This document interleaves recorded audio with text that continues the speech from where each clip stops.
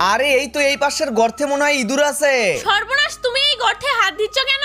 হাত না দিলে আমি ইঁদুরটাকে ধরবো কিভাবে? তুমি চুপ করে বসে থাকো। আরে বাপরে, ইঁদুর কি পেয়েছো?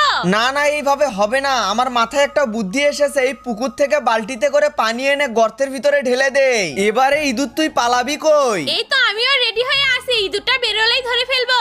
দূর ছাই, এটা একটা শয়তানি ইঁদুর। বুঝতে পেরেছি, এইভাবে হবে না। একে ধরার জন্য নতুন টেকনোলজি ইউজ করতে হবে।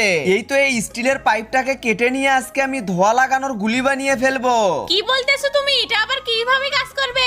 পাগল মেয়ে, দেখো এর ভিতরে আমি খড় দিয়ে আগুন লাগিয়ে দেবো আর সামন দিয়ে ধোয়া বের হবে।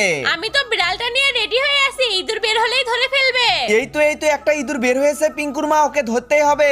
ধরে ফেলেছি। তুমি কোথায় গেলে? সর্বনাশ, তুমি তো ভয়ে পেঁপের গাছে উঠে গেছো। আরে এই পাশে আরো ইঁদুর বের হয়েছে, এগুলোকে ধরে বালতির ভিতরে ভরিয়ে ফেলো। দেখো দেখো, ইঁদুর দেখে তো তোমার বিড়ালটাই অনেক ভয় পেয়ে যাচ্ছে। চুপ করে থাকো, আমার বিড়ালের কোনো দোষ নেই, সব দোষ তোমার। হয়েছে, এখন ঝগড়া না করে বলো এতগুলো ইঁদুর বাড়িতে নিয়ে গিয়ে কি করব?